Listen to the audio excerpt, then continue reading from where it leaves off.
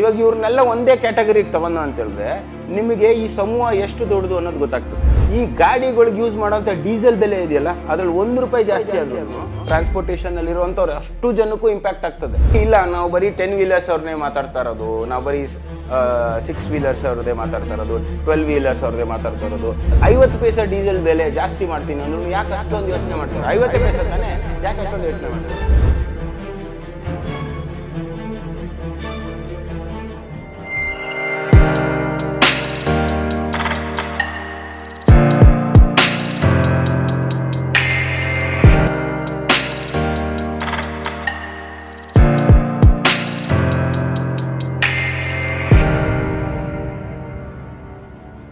ಇವಾಗ ಸೇಮ್ ಇವಾಗ ನೀವು ಪ್ರತಿಯೊಂದಕ್ಕೂ ನಾನು ಎಕ್ಸಾಂಪಲ್ ಕೊಟ್ಟೆ ನಿಮ್ಗೆ ಅರ್ಥ ಮಾಡಿಸೋದು.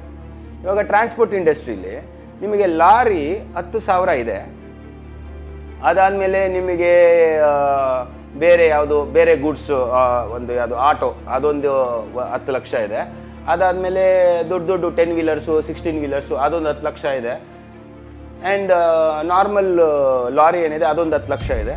ಆಮೇಲೆ ಚಿಕ್ಕ ಪುಟ್ಟ ಟ್ರಾನ್ಸ್ಪೋರ್ಟೇಷನ್ ಗೂಡ್ಸ್ ಹೊಡೆಯುವಂಥ ಗಾಡಿ ಅಷ್ಟೇ, ಗೂಡ್ಸು ಟ್ರಾನ್ಸ್ಪೋರ್ಟ್ ಮಾಡೋವಂಥ ಗಾಡಿ ಅಷ್ಟೇ ವಿಚಾರ ಹೇಳ್ತಾ ಇರೋದು.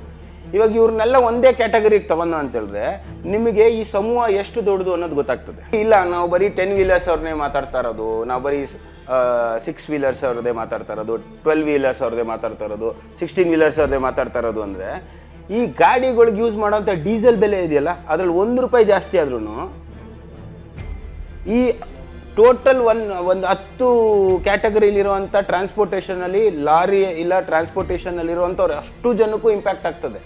ಅದು ಬರೀ ಯಾರೋ 6 ವೀಲರ್ ಇರೋರಿಗೆ ಇಂಪ್ಯಾಕ್ಟ್ ಆಗಲ್ಲ, ಬರೀ ಆಟೋ ಗೂಡ್ಸ್ ಇರೋವಂಥವ್ರಿಗೆ ಇಂಪ್ಯಾಕ್ಟ್ ಆಗ್ತದೆ ಆಗಲ್ಲ ಅಂತಲ್ಲ, ಎಂಟೈರ್ ಟ್ರಾನ್ಸ್ಪೋರ್ಟೇಷನಲ್ಲಿರೋರಿಗೆ ಇಂಪ್ಯಾಕ್ಟ್ ಆಗ್ತದೆ. ಅವರಲ್ಲಿ ಒಂದು ಒಕ್ಕೂಟ ಇದೆ ಅಂತಂದಾಗ ಆವಾಗ ಎಂಟೈರ್ 1 ಕೋಟಿ ಜನ ಏನು ಗೂಡ್ಸ್ ಆ್ಯಂಡ್ ಟ್ರಾನ್ಸ್ಪೋರ್ಟೇಷನಲ್ಲಿ ಈ ವೃತ್ತಿನ ಮಾಡ್ತಾ ಇದ್ದಾರೆ ಅವ್ರ ಬಗ್ಗೆ ಅವ್ರು ಚಿಂತನೆ ಮಾಡಬೇಕಾಗ್ತದೆ. ಅದು ಕೇಂದ್ರ ಸರ್ಕಾರ ಮತ್ತು ರಾಜ್ಯ ಸರ್ಕಾರ.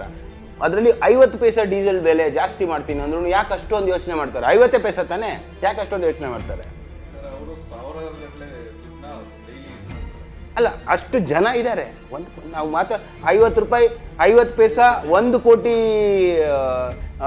ಈ ಗಾಡಿ ಮಾಲೀಕರು ಅಂದಾಗ 1 ಕೋಟಿಗೆ 50 ಪೈಸೆ ಅಂತಂದ್ರೆ ₹50 ಲಕ್ಷ. ಬರೀ 1 ಲೀಟ್ರಿಗೆ ಲೆಕ್ಕ ಹಾಕ್ತಾ ಇರೋದು ನಾವು.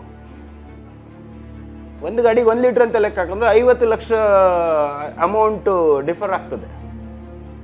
ಹಾಗಾಗಿ ಅದನ್ನು ಗಂಭೀರವಾಗಿ ಚಿಂತನೆ ಮಾಡ್ತಾರೆ. Got my point.